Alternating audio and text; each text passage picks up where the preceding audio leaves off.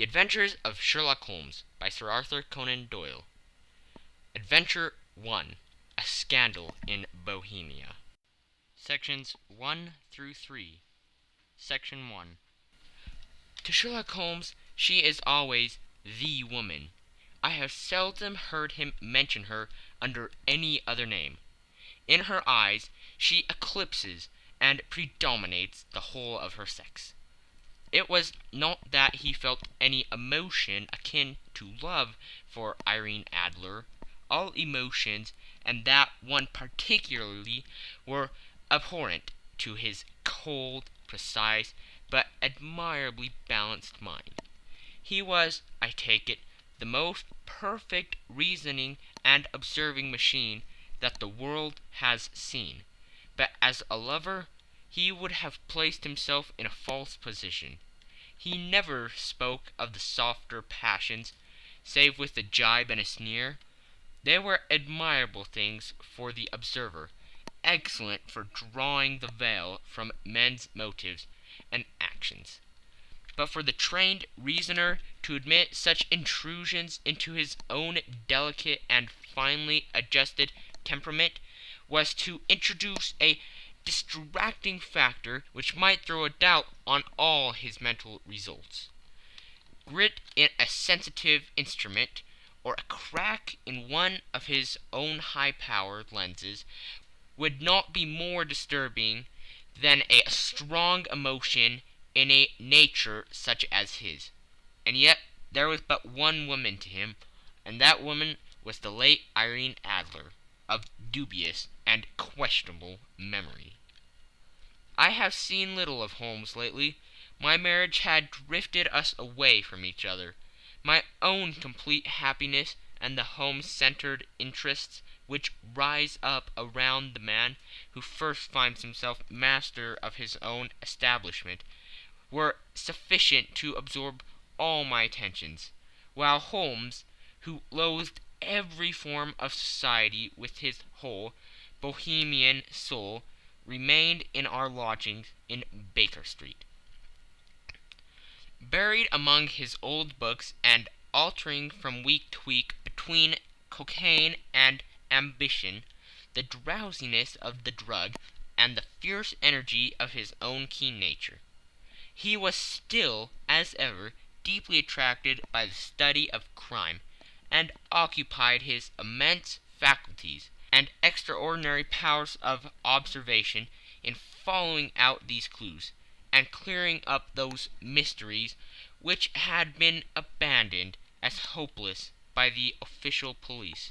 From time to time I heard some vague account of his doings, of his summons to Odessa in the case of the Trepov murder, of his clearing up of the singular tragedy of the Atkinson brothers at Trincomalee, and finally of the mission which he had accomplished so delicately and successfully for the reigning family of Holland. Beyond these signs of his activity, however, which I merely shared with all the readers of the daily press, I knew little of my former friend and companion. One night, it was on the 20th of March, 1888, I was returning from a journey to a patient, for I had now returned to civil practice, when my way led me through Baker Street. As I passed the well-remembered door, which must always be associated in my mind with my wooing, and with the dark incidents of the Stoty in Scarlet, I was seized with a keen desire to see Holmes again, and to know how he was employing his extraordinary powers. His rooms were brilliantly lit, and even as I looked up I saw his tall, spare figure pass twice in a dark silhouette against the blind. He was pacing the room, swiftly, eagerly, with his head sunk upon his chest and his hands clasped behind him. To me, who knew his every mood and habit, his attitude and manner, told their own story. He was at work again. He had risen out of his drug-created dreams, and was hot upon the scent of some new problem. I rang the bell, and was shown up to the chamber, which had formerly been in part my own. His manner was not effusive. It seldom was. But he was glad, I think, to see me. With hardly a word spoken, but with a kindly eye, he waved me an armchair, threw across his case of cigars, and indicated a spirit case and a gasogene in the corner. Then he stood before the fire and looked me over in his singular introspective fashion. "Wedlock suits you," he remarked. "I think, Watson, that you have put on 7.5 pounds since I saw you." "7!" I answered. "Indeed, I should have thought a little more, just a trifle more, I fancy, Watson. And in practice again, I observe. You did not tell me that you intended to go into harness." "Then how do you know?" "I see it. I deduce it. How do I know that you have been getting yourself very wet lately, and that you have a most clumsy and careless servant girl?" "My dear Holmes," said I, "this is too much. You would certainly have been burned had you lived a few centuries ago. It is true that I had a country walk on Thursday, and came home in a dreadful mess. But as I have changed my clothes, I can't imagine how you deduce it. As to Mary Jane, she is incorrigible, and my wife has given her notice. But there again I fail to see how you work it out." He chuckled to himself, and rubbed his long, nervous hands together. "It is simplicity itself," said he. "My eyes tell me that on the inside of your left shoe, just where the firelight strikes it, the leather is scourged by 6 almost parallel cuts. Obviously they have been caused by someone who has very carelessly scraped around the edges of the soles in order to remove crusted mud from it. Hence you see my double deduction, that you have been out in vile weather, and that you have a particularly malignant boot-slitting specimen of the London Slave. As to your practice, if a gentleman walks into my room smelling of iodine, with a black mark of nitrate of silver upon his right forefinger, and a budge on the right side of his top hat, to show where he has secreted his stethoscope, I must be dull indeed if I did not pronounce him to be an active member of the medical profession." I could not help laughing at the ease with which he examined his process of deduction. "When I hear you give your reasons," I remarked, "the thing always appears to me to be so ridiculously simple that I could easily do it myself, though at each successive instance of your reasoning I am baffled until you explain your process. And yet I believe that my eyes are as good as yours." "Quite so," he answered, lighting a cigarette, and throwing himself down into an armchair. "You see, but you do not observe. The distinction is clear. For example, you have frequently seen the steps which lead up from the hall to this room?" "Frequently." "How often?" "Well, some hundreds of times." "Then how many are there?" "How many? I don't know." "Quite so. You have not observed, and yet you have seen. That is just my point. Now I know that there are 17 steps, because I have both seen and observed. By the way, since you are interested in these little problems, and since you have been good enough to chronicle one or two of my trifling experiences, you may be interested in this." He threw over a sheet of thick, pink-tinted notepaper, which had been lying upon the table. "It came by the last post," said he. "Read it aloud." The note was undated, and without either signature or address. "There will call upon you tonight, at 7:45, it said, "a gentleman who desires to consult you upon a matter of the very deepest moment. your recent services to one of the royal houses of Europe have shown that you are one who may safely be trusted with matters which are of an importance which can hardly be exaggerated. This account of you will have from all quarters received, but in your chamber then at that hour, and do not take it amiss if your visitor wears a mask." "This is indeed a mystery," I remarked. "What do you imagine that it means?" "I have no data yet. It is a capital mistake to theorize before one has data. Insensibly one begins to twist facts to suit theories, instead of theories to suit facts. But the note itself, what do you deduce from it?" "I certainly examined the writing, and the paper upon which it was written."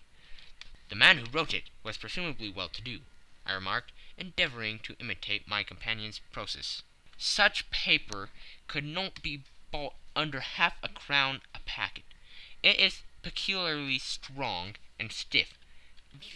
"Peculiar, that is the very word," said Holmes. "It is not an English paper at all. Hold it up to the light."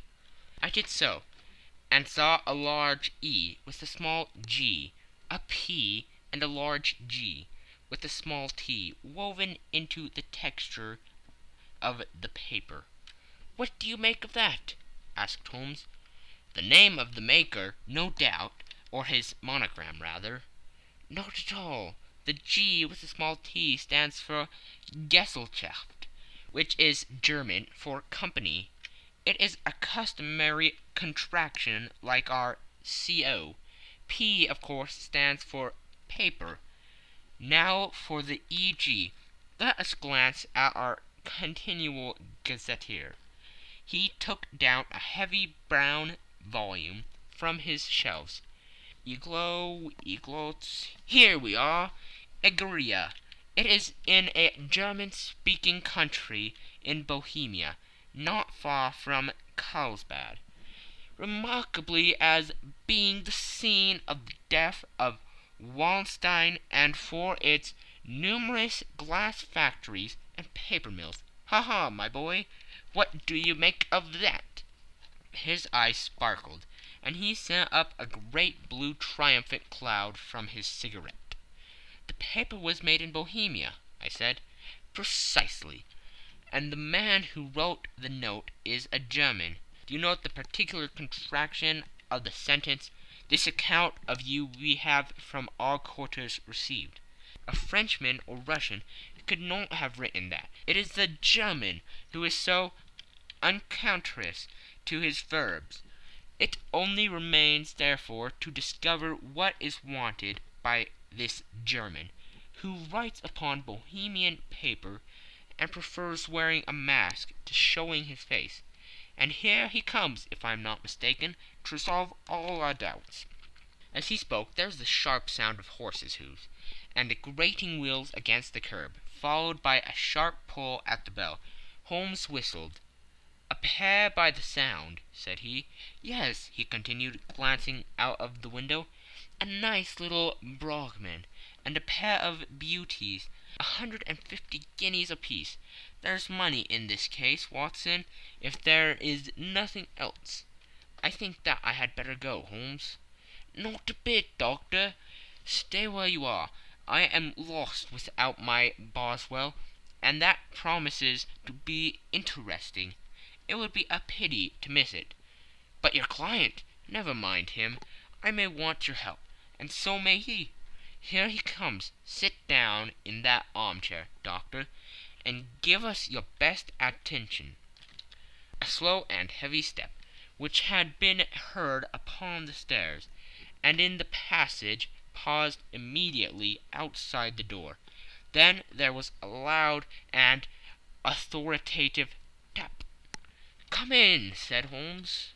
A man entered who could hardly have been less than 6 feet 6 inches in height, with the chest and limbers of a Hercules.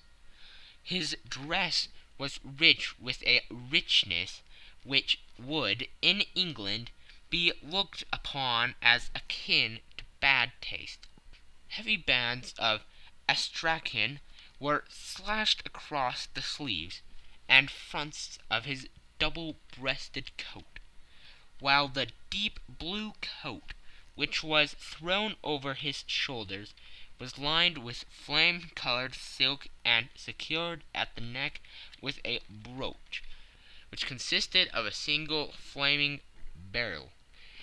Boots which extended halfway up his calves, and which were trimmed at the tops with rich brown fur, completed the impression of barbaric opulence, which was suggested by the whole appearance. He carried a broad-brimmed hat in his hand, while he wore across the upper part of his face, extending down past the cheekbones, a black visored mask, which he had apparently adjusted that very moment, for his hand was still raised to it as he entered.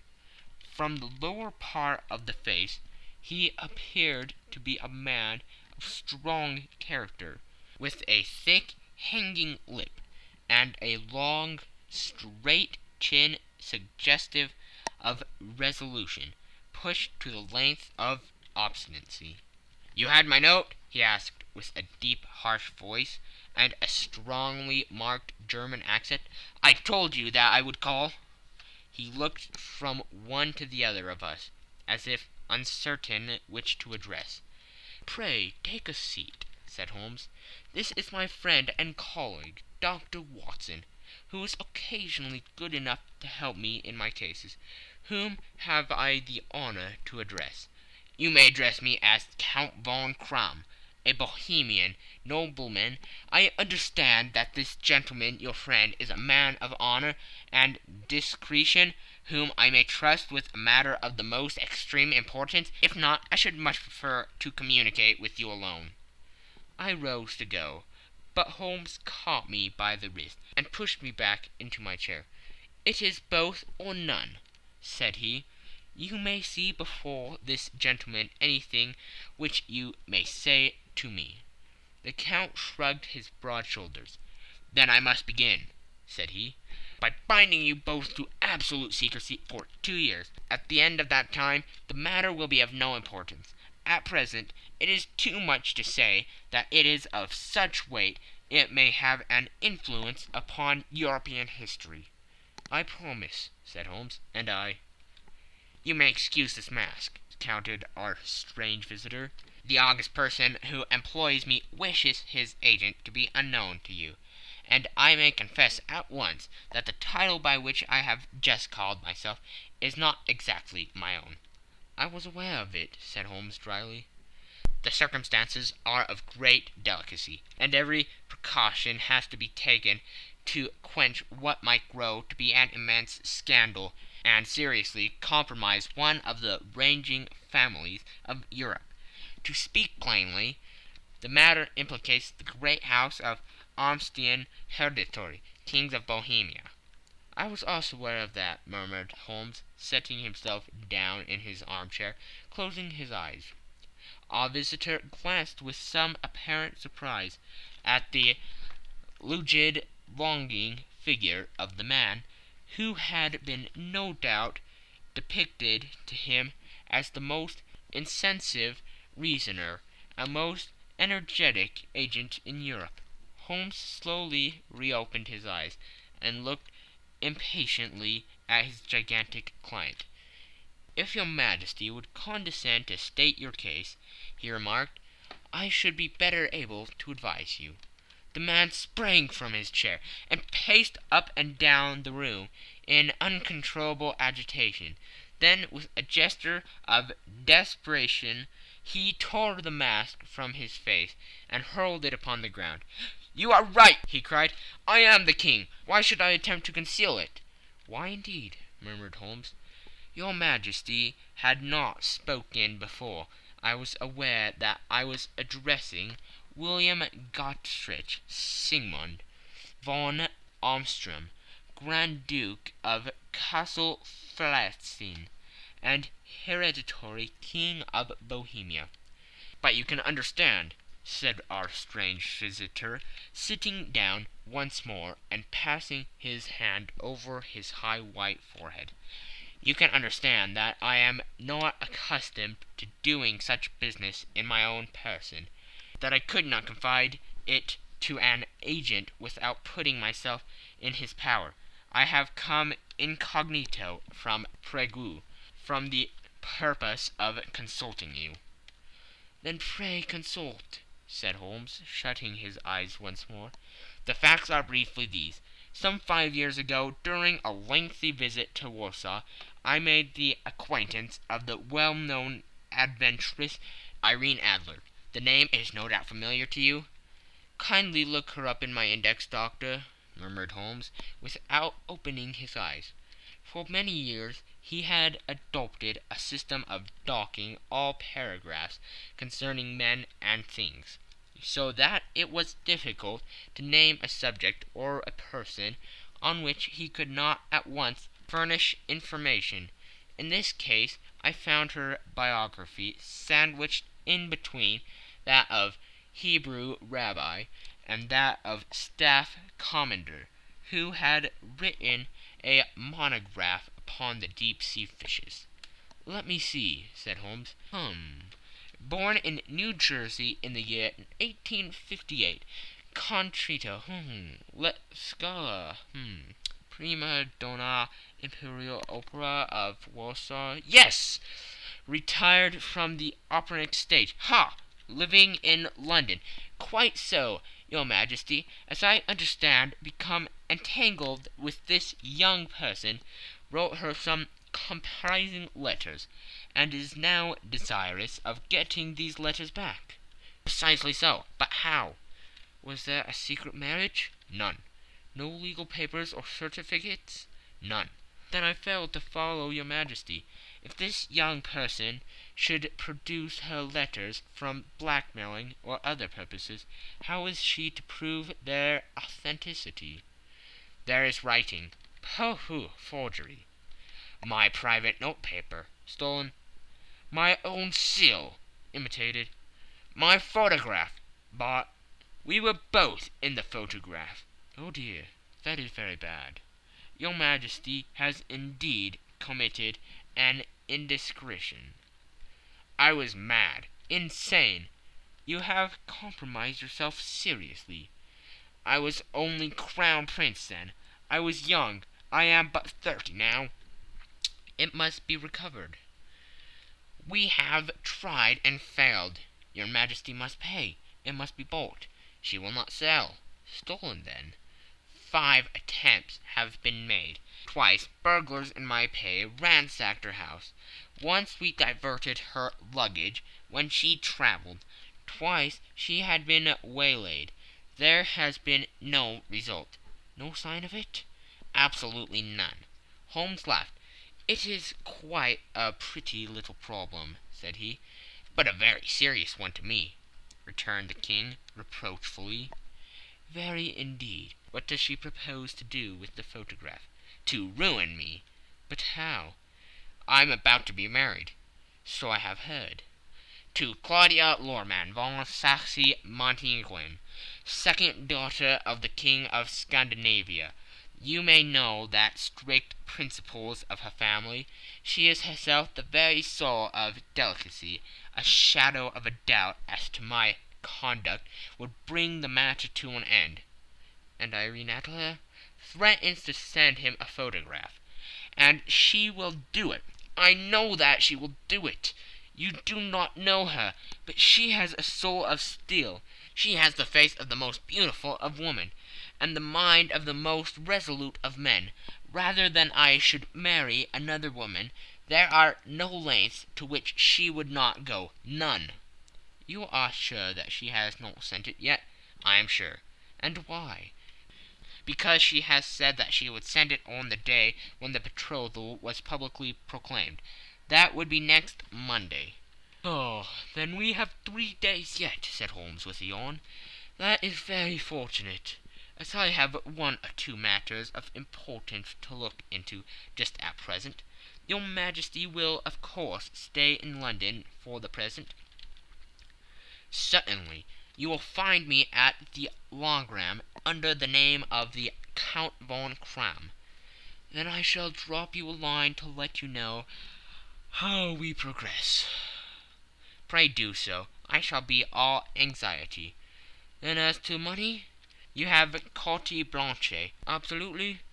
I tell you that I would give one of the provinces of my kingdom to have that photograph. And for the present expenses, the king took a heavy chamois leather bag from under his cloak and laid it on the table.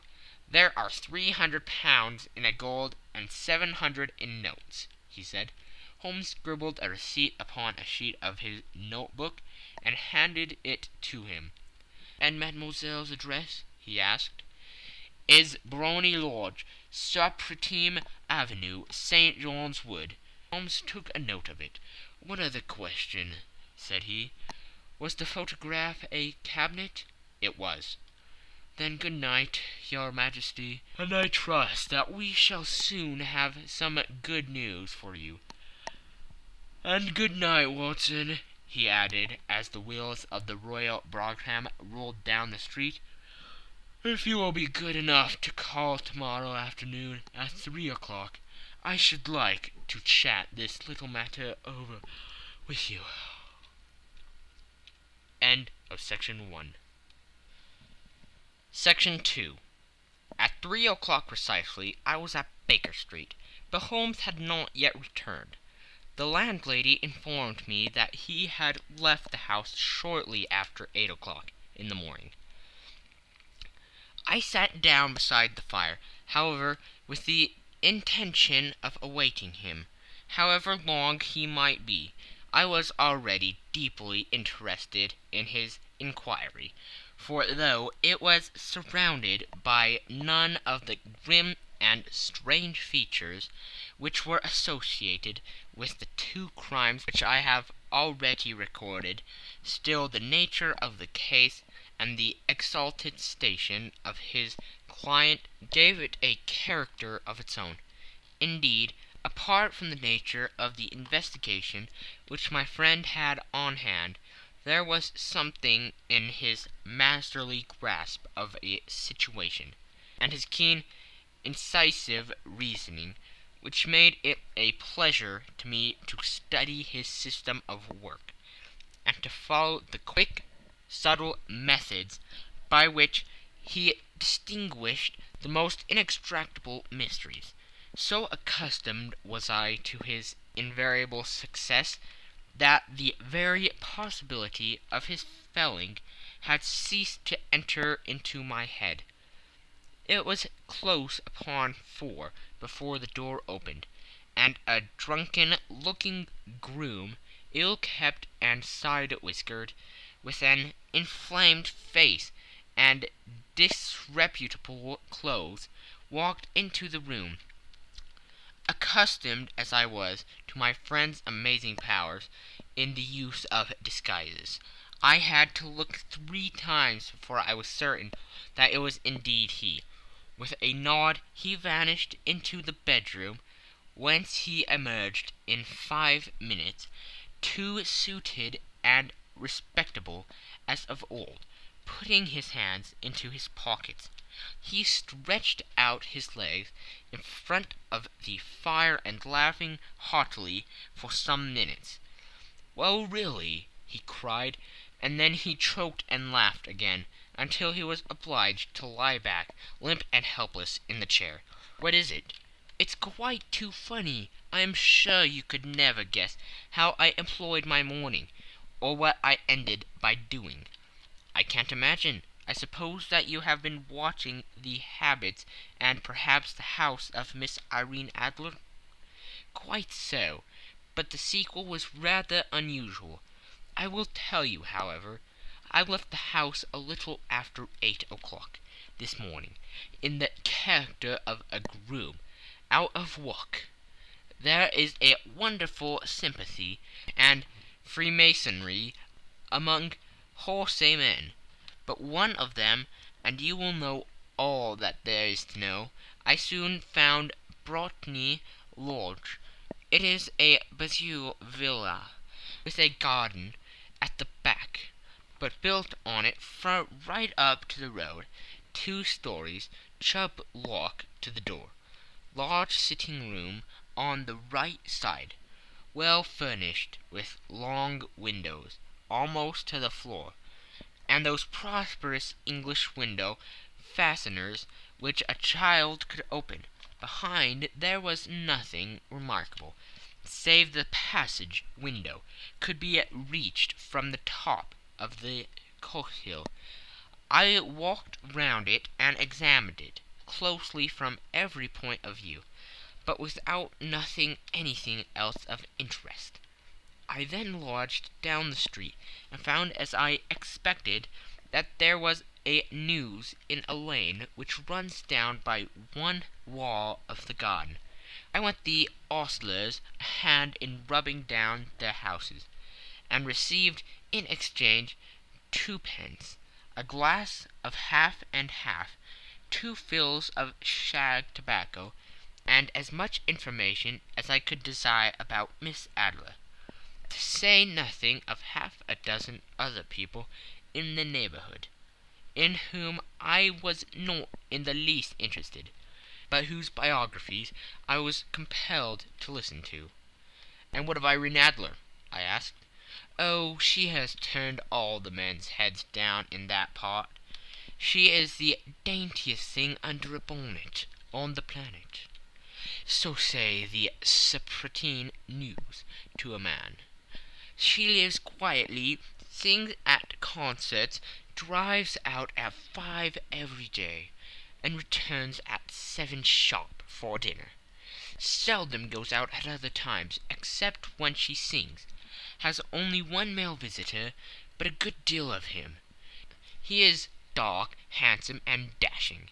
Never calls less than once a day, and often twice. He is Mr. Godfrey Norton of the Inner Temple. See the advantages of a cabman as a confidant. They have driven him home a dozen of times from Serpentine Mews, and knew all about him. When I had listened to all they had to tell, I began to walk up and down near Briony Lodge once more, and to think over my plan of campaign. This Godfrey Norton was evidently an important factor in the matter. He was a lawyer. That sounded ominous. What was the relation between them, and what the object of his repeated visits? Was she his client, his friend, or his mistress? If the former, she had probably transferred the photograph to his keeping. If the latter, it was less likely on the issue of this question deepened whether I should continue my work at Briony Lodge, or turn my attention to the gentlemen's chambers in the Temple. It was a delicate point, and it winded the field of my inquiry. I fear that I bore you with these details, but I have to let you see my little difficulties, if you are to understand the situation. "I am following you closely," I answered. I was still balancing the matter in my mind, when a hansom cab drove up to Briony Lodge, and a gentleman sprang out. He was a remarkably handsome man, dark, aquiline, and mustached, evidently the man of whom I have heard. He appeared to be in a great hurry, shouted to the cabman to wait, and brushed past the maid, who opened the door with the air of a man who was thoroughly at home. He was in the house about half an hour, and I could catch glimpses of him in the windows of the sitting-room, pacing up and down, talking excitedly, and waving his arms. Of her I could see nothing. Presently he emerged, looking even more flurried than before. As he stepped up into the cab, he pulled a gold watch from his pocket, and looked at it earnestly. "Drive like the devil!" he shouted. "First to Gross and Humphrey's in Regent Street, and then to the Church of St. Monica in Edgware Road. Half a guinea if you do it in 20 minutes." Away they went, and I was just wondering whether I should not do well to follow them, when up the lane came a neat little landau, the coachman with his coat only half buttoned, and his tie under his ear, while all the tags of his harness were sticking out of the buckles. It hadn't pulled up before she shot out of the hall door and into it. I only caught a glimpse of her at the moment, but she was a lovely woman, with a face that a man might die for. "The Church of St. Monica, John," she cried, "and half a sovereign if you reach it in 20 minutes." This was quite too good to lose, Watson. I was just balancing whether I should run for it, or whether I should perch behind her landau, when a cab came through the street. The driver looked twice at such a shabby fare, but I jumped in before he could object. "The Church of St. Monica," said I, "and half a sovereign if you reach it in 20 minutes." It was 25 minutes to 12, and of course it was clear enough what was in the wind. My cabby drove fast.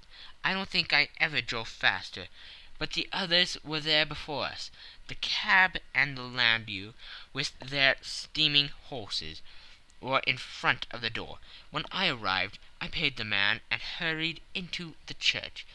There was not a soul there, save the two whom I had followed, and a surpliced clergyman, who seemed to be expostulating with them. They were all three standing in a knot in front of the altar.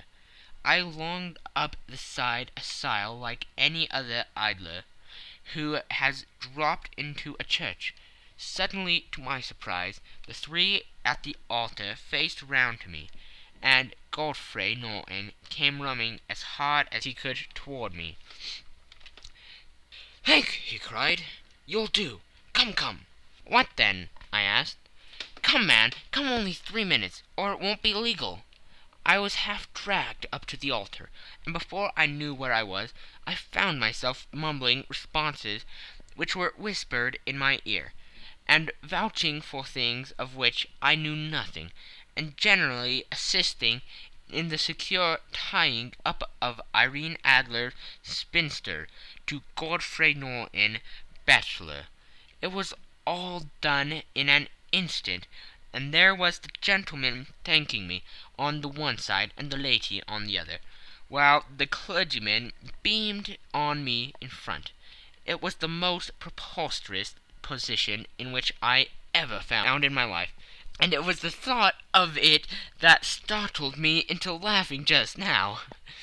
It seems that there had been some informality about their license, that the clergyman absolutely refused to marry them without a witness of some sort, and that my lucky appearance saved the bridegroom from having to sally out into the street in search of a best man. The bride gave me a sovereign, and I mean to wear it on my watch chain in memory of the occasion. "That is a very unexpected turn of affairs," said I. "And what then?" "Well, I found my plans very seriously menaced.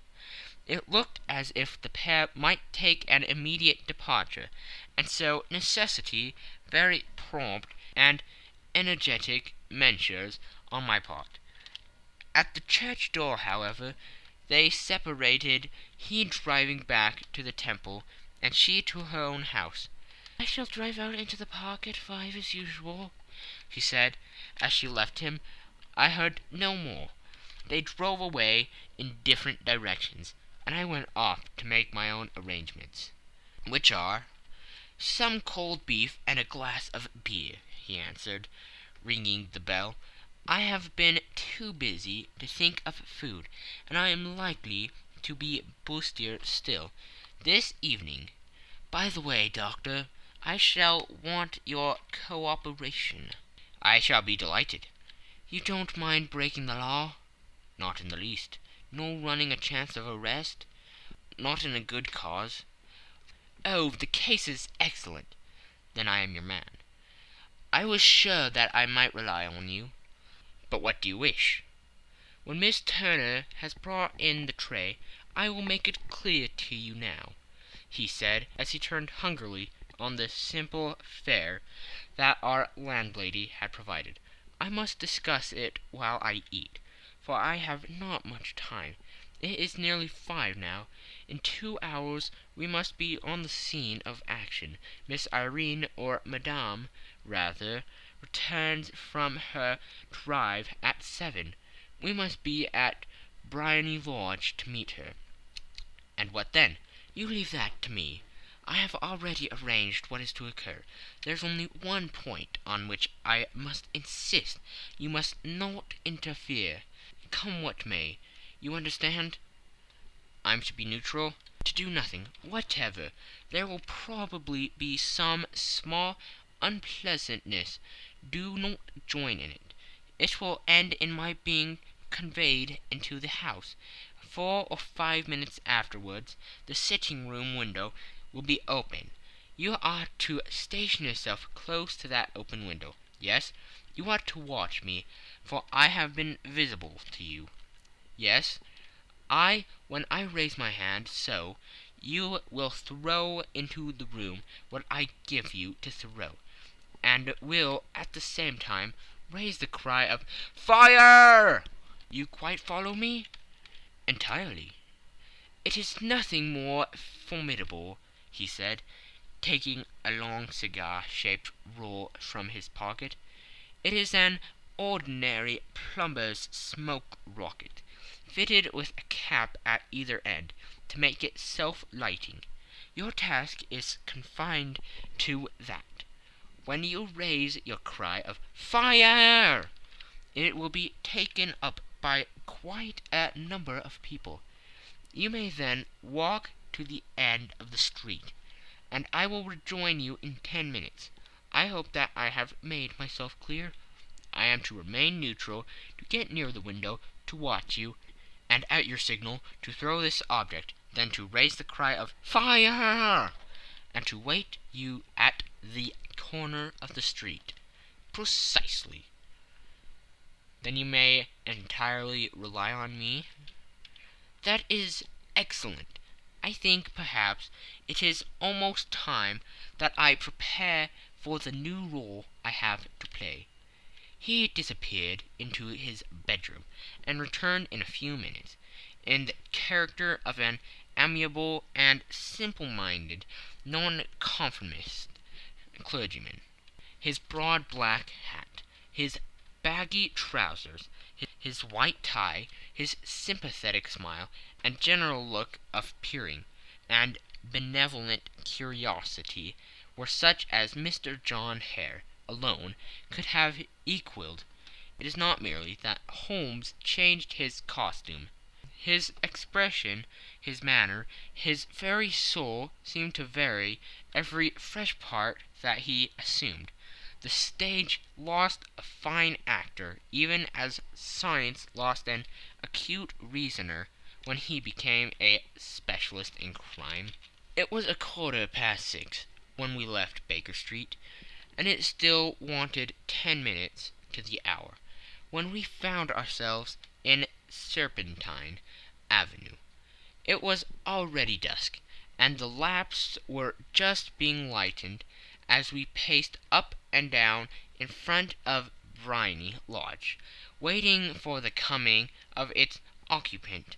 The house was just such as I had pictured it from Sherlock Holmes's succinct description, but the locality appeared to be less private than I expected. On the contrary, for a small street in a quiet neighborhood, it was remarkably animated. There was a group of shabbily dressed men smoking and laughing in a corner. A scissors grinder with his wheel, 2 guardsmen who were flirting with a nurse girl, and several well-dressed young men who were laughing up and down with cigars in their mouths. "You see," remarked Holmes, as we passed to and fro in front of the house, "this marriage rather simplifies matters. The photograph becomes a double-edged weapon now. The chances are that she would be as averse to its being seen by Mr. Godfrey Norton as our client is to coming to the eyes of his princess. Now the question is, where are we to find the photograph?" "Where indeed? It is most unlikely that she carries it about with her. It is cabinet size, too large for easy concealment about a woman's dress. She knows that the king is capable of having her waylaid and searched. 2 attempts of the sort have already been made. We may take it, then, that she does not carry it about with her." "Where, then?" "Her banker or her lawyer. There is that double possibility, but I am inclined to think neither. Women are naturally secretive, and they like to do their own secreting. Why should she have it over to anyone else? She could trust her own guardsmanship, but she could not tell what indirect or political influence might be brought to bear upon a business man. Besides, remember that she had resolved to use it within a few days.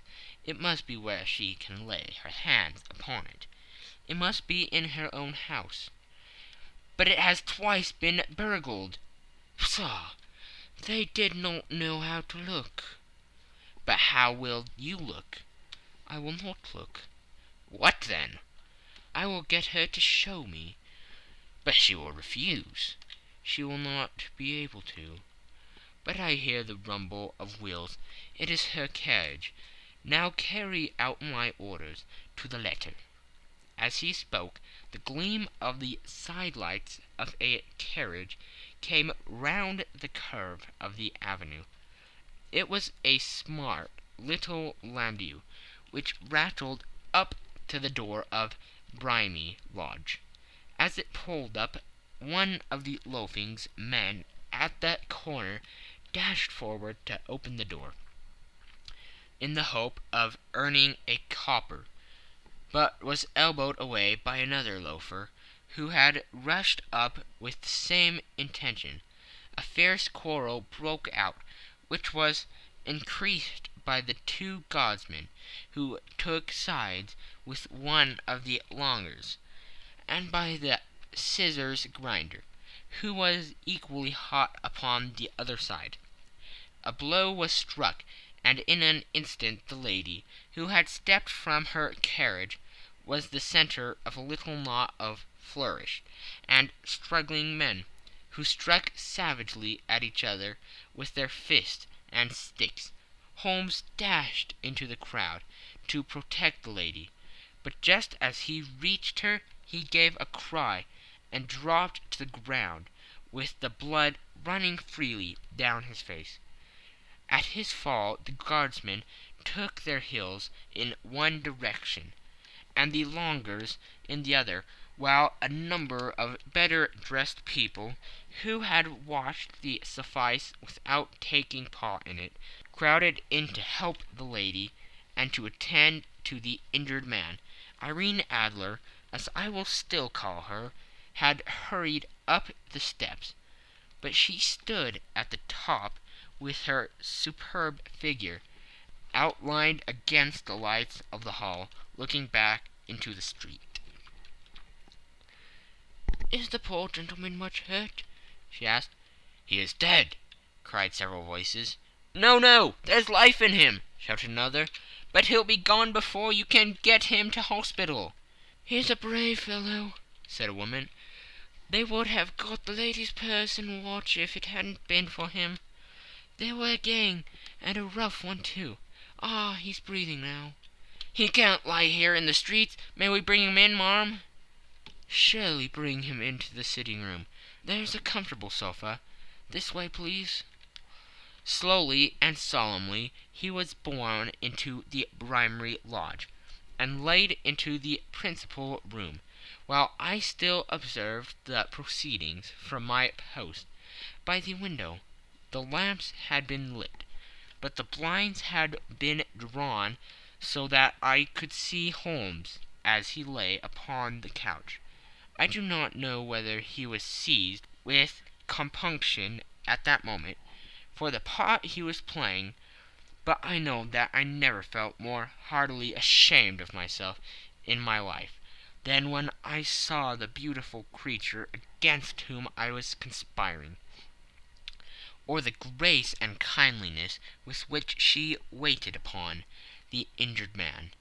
And yet it would be the blackest treachery to Holmes to draw back now from the part which he had entrusted to me.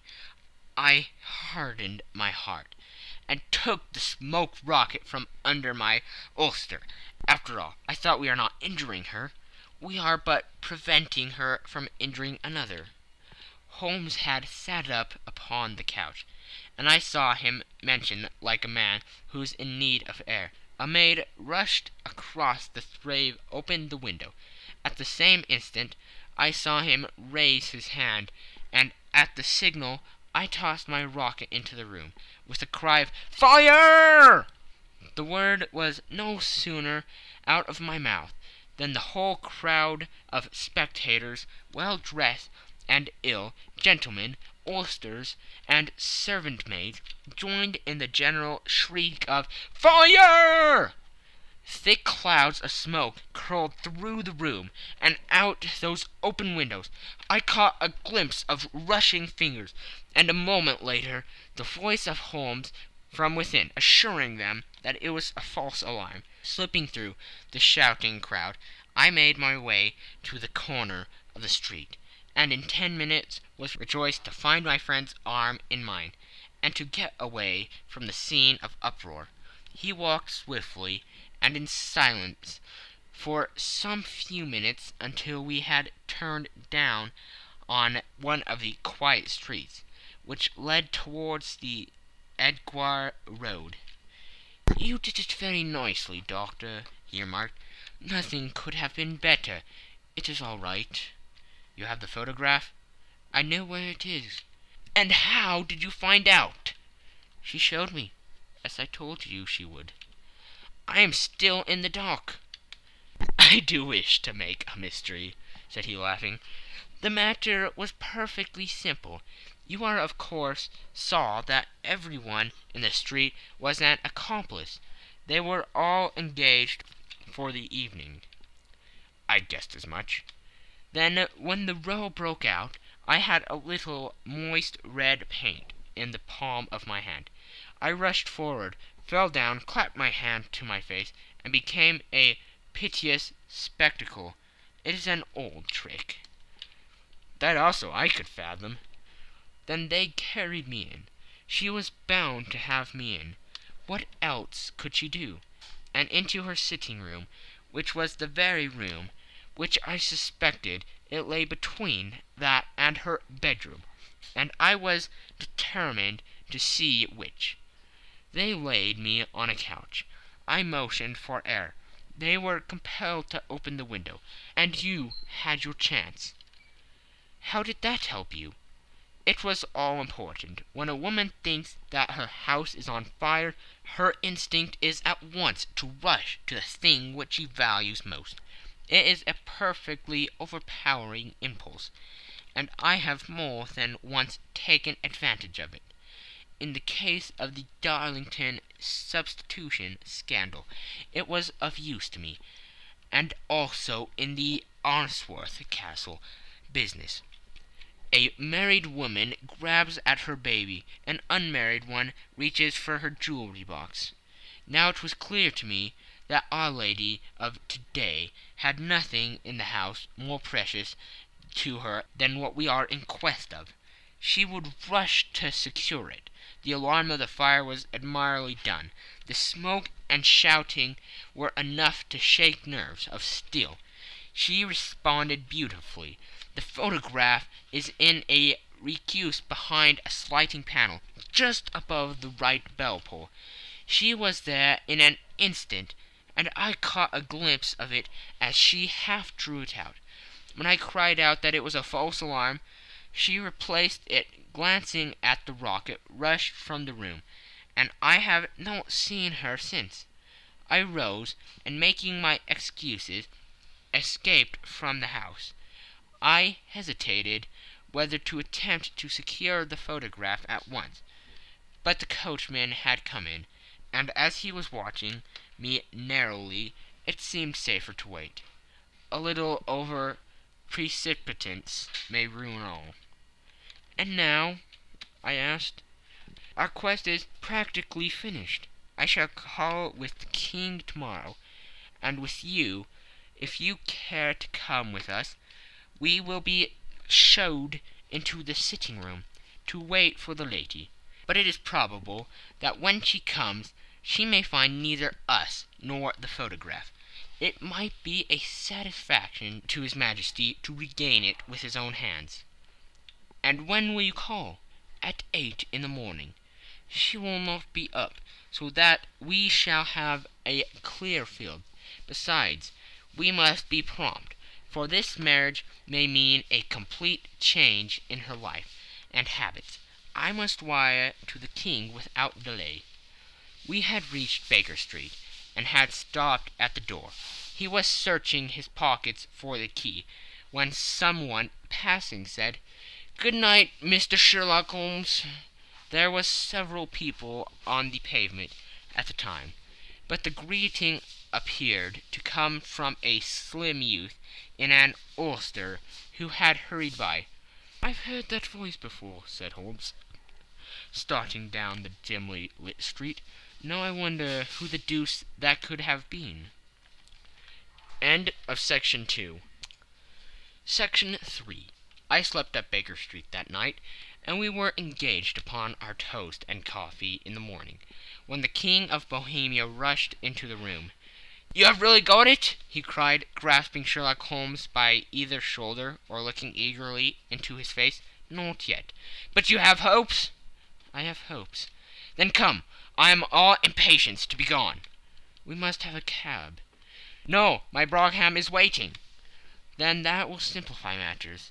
We descended, and started off at once more for Bombay Lodge.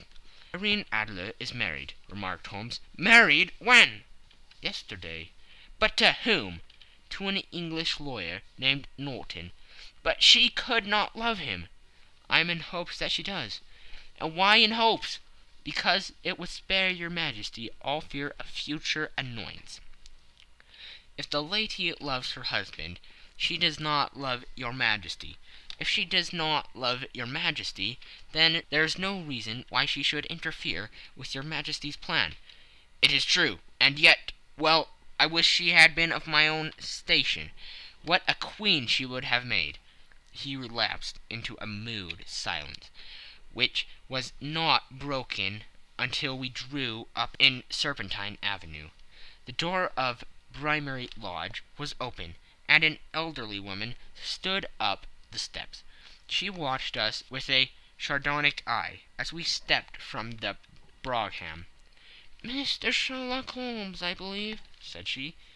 "I am Mr. Holmes," answered my companion, looking at her with a questioning and rather startled gaze. "Indeed, my mistress told me that you were likely to call.